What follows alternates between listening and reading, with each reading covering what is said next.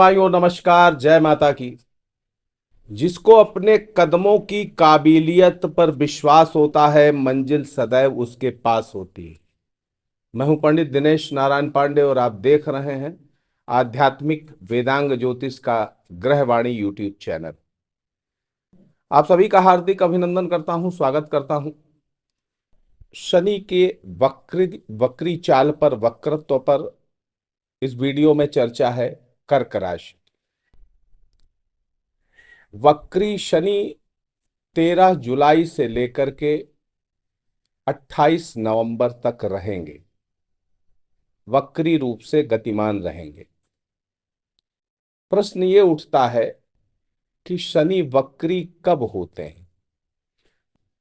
वक्री शनि ये कब हो जाते हैं? जब सूर्य से पांचवें, छठवें, सातवें, आठवें भाव में शनि गोचर में आते हैं। सूर्य से पांचवें, छठवें, सातवें, आठवें भाव में जब शनि आते हैं तो वक्री हो जाते हैं। चौथे और नवें भाव में ये अंशानुगत यानी अंश के अनुसार वक्री होते हैं। वक्री होना किसे कहते हैं? वक्री होने का अर्थ ये है कि पृथ्वी के सापेक्ष शनि अपनी कक्षा में विपरीत जाता हुआ दिखता है। वस्तुतः कोई भी ग्रह अपनी कक्षा में कभी पीछे नहीं जाता है, लेकिन जब ये पीछे जाता हुआ महसूस होता है तब इसको हम वक्री कहते हैं। उदाहरण के तौर पर समझिएगा। मान लीजिए आप किसी ट्रेन में बैठे हैं और ट्रेन चल रही है 80 किलोमीटर की रफ्तार में। बगल से उसी दिशा में कोई ट्रेन 140 किलोमीटर की रफ्तार से गुजर रही है। तो क्रॉसिंग के वक्त जो 80 किलोमीटर की रफ्तार वाली ट्रेन में बैठे हैं उनको सबको ऐसा लगेगा कि वो पीछे जा रहे हैं, यानी उनकी ट्रेन पीछे जा रही, जबकि वो ट्रेन भी आगे ही चल रही हो। तो इस तरीके का आभास होना ही वक्री कहा जाता है। और ऐसा ही आभास होता है कि शनि अपनी कक्षा में पीछे की ओर चल रहे हैं। पृथ्वी से ऐसा आभास होता है। इसके परिणामों के बारे में विद्वानों ने अपना अपना अनुभव बताया। और अगर कॉमन रूप से देखा जाए तो एक बात निकल करके सामने आई कि कोई भी ग्रह वक्री अवस्था में काफी बली हो जाता है, अकेला ही सक्षम होता है, और इसके जो परिणाम मिलते हैं त्वरित मिलते हैं, अप्रत्याशित मिलते हैं, अनपेक्षित मिलते हैं। जिसका अनुमान भी ना हो ऐसे परिणाम मिलते हैं। गुरु और शनि ये दो ग्रह वाह कक्षा के ग्रह हैं।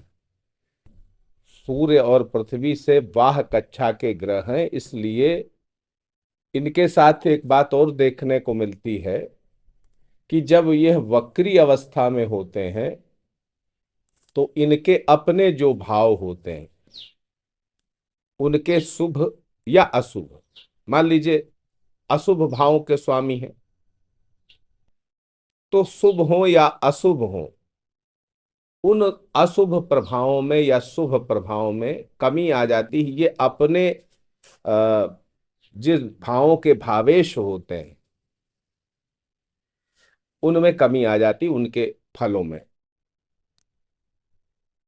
अब 13 जुलाई से लेकर के 28 नवंबर के बीच में ये शनि के गोचर के दरमियान ही मंगल से भी इनका कनेक्शन रहेगा। मंगल केतु 7 जून से लेकर के 28 जुलाई तक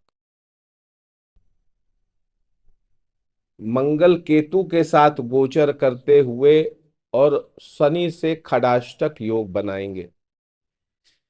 यह योग जो होता है ये बड़ा खतरनाक योग होता है, क्योंकि मंगल सिंह राशि में है अग्नि तत्व राशि है, मंगल स्वयं अग्नि तत्व है, केतु भी अग्नि तत्व है, और राहु के सामने पड़ करके एक दूसरे पे दृष्टि डालते हुए अंगारक योग बना रहे हैं, और शनि से खडाष्टक योग है।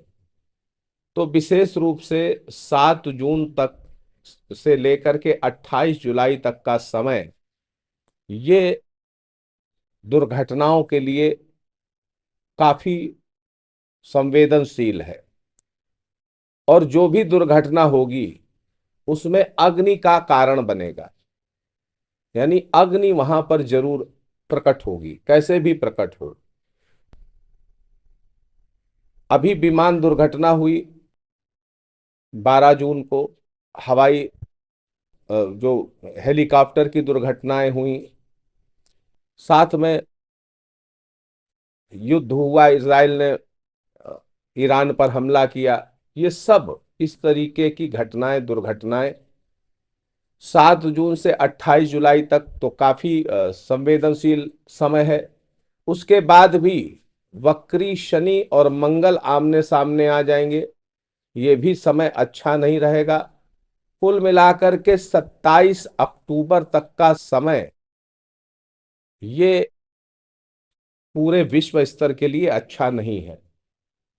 विमान दुर्घटनाएं, प्राकृतिक दुर्घटनाएं, भूकंप की संभावना, और खास तौर पर जो अमेरिका जैसे देश हैं, नोट करके रख लीजिएगा, अमेरिका जैसे जो देश हैं वहां पर विद्रोह की संभावनाएं, चक्रवाती तूफान आदि की संभावनाएं, अब ये विश्व स्तर पर भी संभव है, लेकिन विशेष रूप से पश्चिमी देशों में, अमेरिका जैसे देशों में संभव है। तो वक्री शनि 28 नवंबर तक कर्क राशि वालों के लिए किस तरीके की स्थितियां पैदा करेंगे, आइए समझते हैं। अगर आप कर्क राशि के व्यक्ति हैं, राशि जन्म की आपकी कर्क है, या आप कहने के नाम से कर्क राशि के हैं, या आपकी लग्न कर्क राशि की है, तो ये वीडियो आपके लिए है और बड़ा महत्वपूर्ण है। पसंद आए तो लाइक करिएगा जरूर, कमेंट भी करिएगा, और चैनल में नए हैं तो चैनल को सब्सक्राइब करके बेल आइकन दबा करके ही आगे बढ़िएगा, तो हमारे लिए ज़्यादा अच्छा रहेगा। आपके इस सहयोग के लिए हम आभारी रहेंगे। बहनों भाइयों, शनि नवम भाव में कर्क राशि से गोचर कर रहे हैं। लोकेशन है इनकी नवम भाव में, मीन राशि में, वक्री गति है। इनकी पहली दृष्टि पड़ेगी जाकर के एकादश भाव में, दूसरी इनकी सप्तम दृष्टि पड़ेगी जाकर के तृतीय भाव में, और दशम दृष्टि पड़ेगी जाके छठे घर में। वक्री शनि की अवस्था में इनकी दृष्टियां काफी तीक्ष्ण हो जाती हैं, वहां के जो प्रभाव होते हैं काफी अप्रत्याशित मिल सकते हैं। तो नवम भाव में सबसे पहले तो इनकी लोकेशन के आधार पर बताएं, नवम भाव में गोचर करेंगे और यहां वक्री अवस्था में गोचर करेंगे, तो आप सब एक बात का ध्यान रखिएगा कि घर के जो बड़े बुजुर्ग हैं, पिता तुल्य व्यक्ति हैं, या घर के बड़े बुजुर्ग हैं, उनके स्वास्थ्य पर आपको बहुत ध्यान रखना पड़ेगा। उनके स्वास्थ्य पर आपको बहुत ध्यान रखना पड़ेगा। आपके अंदर नास्तिकता पैदा हो जाएगी, या फिर धर्मांधता पैदा हो जाएगी, या फिर धर्म विषयक कोई पूर्वाग्रह आप अपने अंदर पाल लेंगे, ये संभावना बनेगी। तीसरे तीसरी दृष्टि जो इनकी एकादश भाव पर पड़ रही है, अब वो आपकी कमाई का भाव है, आपके मित्रों का भी भाव है। कमाई आपकी प्रभावित हो सकती है, कमाई आपकी प्रभावित हो सकती है। वहीं पर बहनों भाइयों, मित्र गण, आपकी मित्र मंडली किसी बात को लेकर के, उनके जो मित्र हैं उनको परेशानियां हो सकती हैं, जो आपके बहुत खास मित्र हैं वो भी परेशानी में पड़ सकते हैं। आपके अंदर लापरवाही अपनी पैतृक संपत्ति को लेकर के हो सकती है। पैतृक संपत्ति के प्रति आप लापरवाह हो सकते हैं। वहीं आप धन खर्चा करने के मामले में भी काफी लापरवाह हो सकते हैं। आपको अनावश्यक खर्चा करने से बचना चाहिए। अनावश्यक खर्चे नहीं होने चाहिए। इन्वेस्टमेंट की बात है तो इन्वेस्टमेंट भी करने का आप मूड बनाएंगे, और जहां कहीं भी इन्वेस्टमेंट करें तो बहुत सोच समझ करके, और जिस कंपनी में इन्वेस्टमेंट कर रहे हैं उस कंपनी का पिछला इतिहास समझ करके फिर इन्वेस्टमेंट करने का प्रयास करिएगा। अपने अंदर का एक अध्ययन करिएगा, आत्मविश्लेषण करिएगा। अपने अंदर की कमियों को भी देखना चाहिए। शनि वक्री अवस्था में आपकी उन कमियों पर भी चोट करता है, यानी जो गलतियां आप नजरअंदाज करते रहे हैं, जो मामलों को आप नजरअंदाज करते रहे हैं, उन्हीं मामलों से जुड़ी समस्याएं आपके सामने आती हैं और फिर आप विचलित हो जाते हैं। तो आपको आगे चलते हुए भी पीछे का ध्यान रखना है, कहाँ कोई गलती तो नहीं हो रही है, या कोई ऐसी महत्वपूर्ण चीज जो आप नजरअंदाज कर रहे हो, इस पर आपको ध्यान देना पड़ेगा।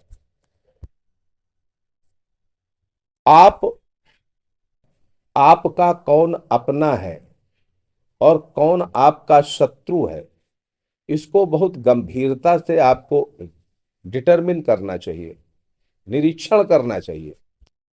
आपके मित्र, आपके पड़ोसी, आपके बंधु, आपके रिश्तेदार, आपके संबंधी, इनसे संबंध अगर आपके बिगड़े रहे हों या बिगड़ गए हों पीछे, और आपको लगता हो कि नहीं, गलती उनकी नहीं है, तो अपना पूर्वाग्रह छोड़ करके उनसे तारतम्य फिर से रीस्टार्ट करने का प्रयास करें। ये आपके हित में रहेगा। आपसे किसी के विचार नहीं मिलते हैं तो आपको उससे दूरी नहीं बनानी है। देखिए, मत भिन्नता हो सकती है, मन भिन्नता करना उचित नहीं रहेगा। तो विचारों को मनवाने के लिए किसी पर प्रेशर देने की भी आपको आवश्यकता नहीं रहेगी, और ना ही करना चाहिए ऐसा। अपनी दार्शनिक, आध्यात्मिक और धार्मिक योग्यताओं का, अपनी दार्शनिक, धार्मिक, आध्यात्मिक योग्यताओं का दुरुपयोग नहीं करना चाहिए। हो सकता है कर्क राशि के लोग, बहुत से लोग तंत्र साधना और सिद्ध पुरुष हों, और किसी लोभवश अगर वो अपनी शक्तियों का दुरुपयोग करते हैं, इस शनि वक्री अवस्था में ऐसा वो कर सकते हैं, तो ऐसा आपको बिल्कुल नहीं करना चाहिए, वरना इसके दूरगामी परिणाम आपको अच्छे नहीं मिलेंगे। अपनी प्रतिभाओं का, अपनी क्षमताओं का दुरुपयोग मत करिए, बल्कि सदुपयोग करिए। आप अगर मकान बनाना चाह रहे थे, वाहन खरीदना चाह रहे थे, जमीन जायदाद खरीदना चाह रहे थे, बागवानी कराना चाह रहे थे, खेती बाड़ी कराना चाह रहे थे, जो भी आप मन में आपकी थी इच्छा, तो इस वक्री शनि की अवस्था में उसको स्टार्ट कर दीजिए, आप उसमें कामयाब हो जाओगे। संतानों के प्रति बहुत चिंतित अगर आप रहते हैं, तो कोई भी व्यक्ति हो अपनी संतानों की तरक्की के लिए चिंतित होता है, ये तो एक अलग विषय है, लेकिन ओवर बच्चों के लिए एंजाइटी आप अपने अंदर पैदा करें तो ये ठीक नहीं रहेगा। देखिए, हर व्यक्ति का अपना अपना भाग्य होता है, कोई किसी के भाग्य को न बना सकता है न बिगाड़ सकता है। शनि एक ऐसे ग्रह हैं जो प्रारब्ध का विनाश कर देते हैं अगर गलत लोकेशन पे बैठे हुए हैं, और प्रारब्ध को बना भी देते हैं। अब पंचम भाव से पंचम भाव में शनि गोचर कर रहे हैं, तो आपकी संतानें और उनके प्रति आपकी चिंता अगर उत्तेजना के रूप में परिणित हो रही है तो यहां आपको थोड़ा सा ब्रेक लगाना चाहिए। संतानों को समाज में सुधर करके वो रहें, इस दिशा में तो आप काम कर सकते हैं, उन्हें समझा सकते हैं, लेकिन उनके लिए एंजाइटी लेकर के अपनी लाइफ स्टाइल को बर्बाद करने की आवश्यकता नहीं है। शत्रु आपके परेशान कर सकते हैं आपको, लेकिन शत्रु आपका कुछ बिगाड़ नहीं पाएंगे। मानसिक अशांति तो जरूर दे सकते हैं, लेकिन आपका कुछ बिगाड़ नहीं सकते। वहीं पर अगर आपके ऊपर कर्ज चढ़ गया था, कर्ज से परेशान हो गए थे, शत्रुओं से परेशान हो गए थे, तो ये जो वक्री शनि का समय है ये आपके लिए सपोर्टिंग इस बात पर रहेगा कि आप उन पर विजय हासिल कर लेंगे, अपना कर्ज उतार पाएंगे। और ये जो शत्रु हैं ये बाय नेचर ये अपनी शत्रुता भूल जाएंगे। दाम्पत्य जीवन को ले ले तो जीवन साथी और अपने पार्टनर्स के बीच में, व्यावसायिक पार्टनर्स के बीच में किसी तरह का शक संदेह आपको रखना उचित नहीं रहेगा। वहां शक संदेह मत रखिएगा, वो आपके लिए सपोर्टिंग रहेंगे, लेकिन आप उन पर व्यर्थ की शंका मत करिएगा, ये आपके लिए ठीक नहीं रहेगा।